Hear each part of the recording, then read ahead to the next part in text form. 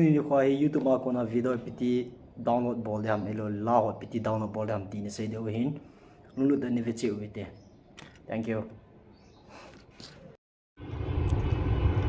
Ama sa in YouTube lut ma sa peno hitin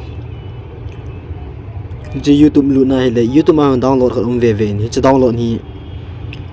ji chala yong hin download no min chen no ya hi mi wang ken ken se nom chui ji pe ne hi pon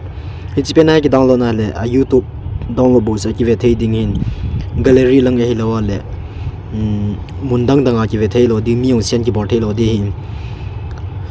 tu na ken se di chui le hi ji pen hi ala yong la do thei e lo le video hi ki download na le mi yong sen bi thei ding a kan se di hin ama sa pe na cho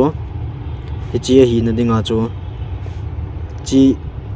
download no ma hi le tua chla vidmen hi nei ngain vidmen hi piti la da metia hi le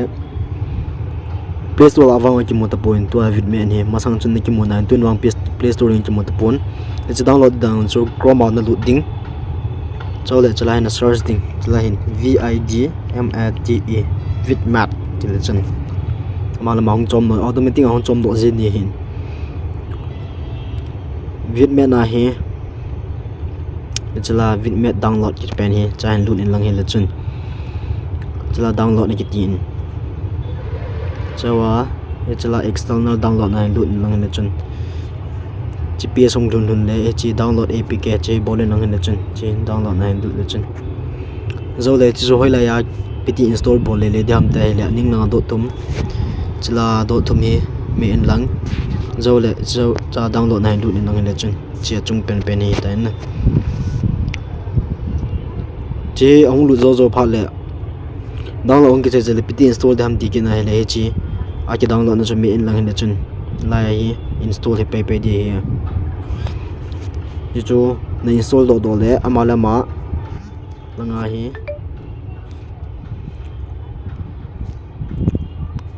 amala ma chlang apps langa hi nyum di ta na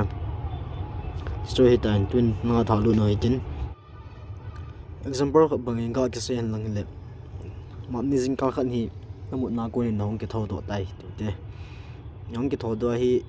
status a koi ding na lung thima ong ki langin ni dang to na bang ta point ni dang a ma chang gel phalo nu chu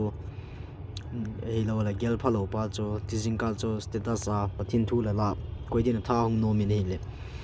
cha chu pit nang la koi din nei lo YouTube ma ko na na la no ma he le YouTube ma lut nen lang chain Sunday status tha do in search lang hin le chen lai hom de na kyo hai ske YT chen ra hi Sunday ni si le chi status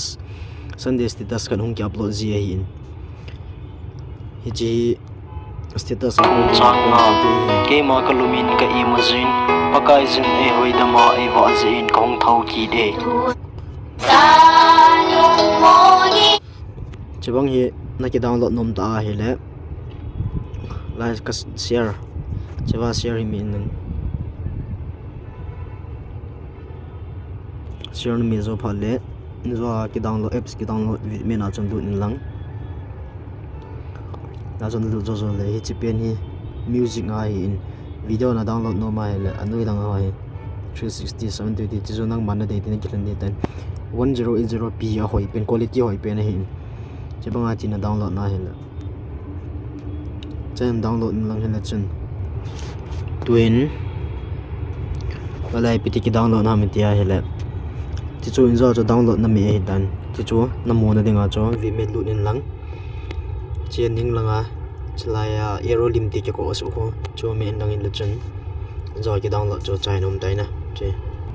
to ji ki download do hi dan twin gallery langa ven lang in le chen ding hi tai gallery langa lu nin lang